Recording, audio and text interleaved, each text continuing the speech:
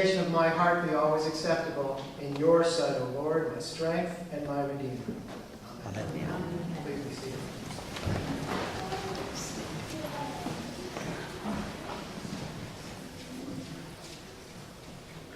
Reason number 111, I love this church.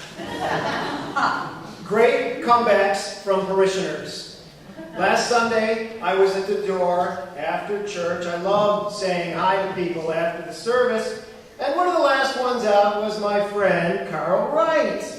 Trying to be avuncular, I said, "Hey, Carl, you having any fun this week?" He said, "Why? You want to put a stop to it?"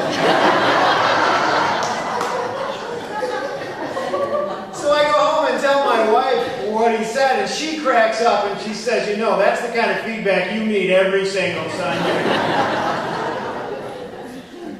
Jesus says to his community, "Fear not, little flock." He has such affection for the community he's leading, and I feel that too. I love that phrase, little flock. It reminds me of Carol Petley's famous long ago phrase describing us as a church. She said, "St. Mark's is small but mighty." I love that. Many of you know that I spent a year as a prisoner of war in Syracuse at a cathedral about 12 years ago. Okay, I wasn't a POW, but it was no fun. That whole year I felt like I wasn't supposed to be there. I was supposed to be back here. And during that year, a friend of mine, a retired priest, said something that gave me a nudge, another nudge back to the southern tier, back home. He was talking about being a parish priest all those years, and he said this: "I've always thought that the ideal size for a parish is 100 people gathered around the altar with their priest." And he said that, and my thought was, why did I leave St. Mark's? And eventually I was lucky enough to get back here. This church is not flawless by any stretch of the imagination, but this is a good little flock of Jesus followers. Small but mighty. I love the way this church can be kind of like that neighborhood bar in the old Cheers TV program. If you want it to be, this church can be a place where everybody knows your name and they are always glad you came. Sociologists talk about how we all need a third place. We've got a home usually, we've got a workplace usually. We also need a third place. That's a place for fellowship, to use the churchy word. As the baptismal covenant puts it, here we continue in the apostles' teaching and fellowship, in the breaking of bread and in the prayers. You've got a friend here. You can find support here. You can have fun here. I know this is true because I've experienced this for so many years here at St. Mark's. I love that about this little flock, as Jesus would call us. And here's something else I love. You people know how to serve and to give.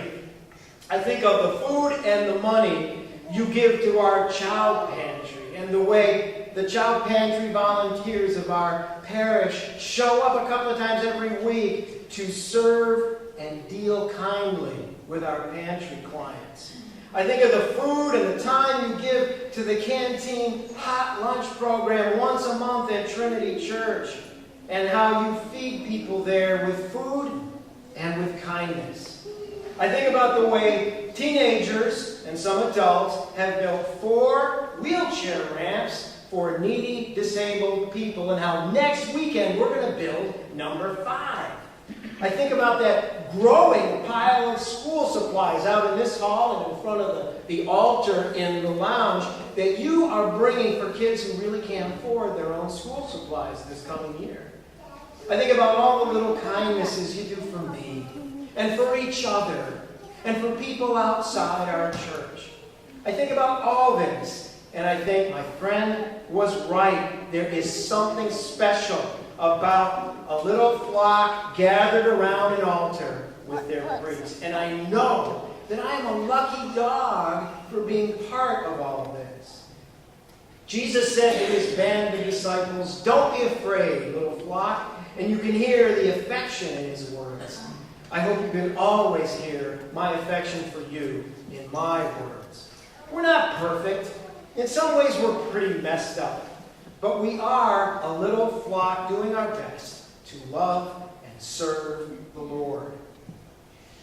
Because I have a disabled child, I am a sucker for sweet stories about disabled children. And as I was thinking about what I wanted to say today, my reflections took me back to an old favorite story of mine I heard about 30 years ago now. Once upon a time, there was a summer vacation Bible school. And it was a big one. Lots of kids from lots of churches were in this one, and they had a class for every age. Well, halfway through the week, the teacher of the 5-year-olds found out she was going to have a new child join her midweek. There was a little boy named Tommy. Tommy was 5. He'd been born with only one arm.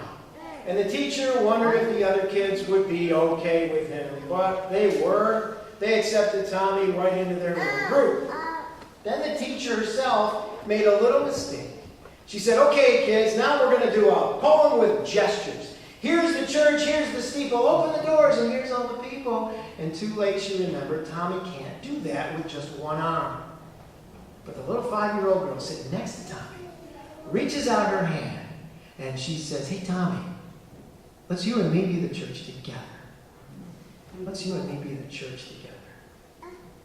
Broken we are, burdened too, but we are the church together."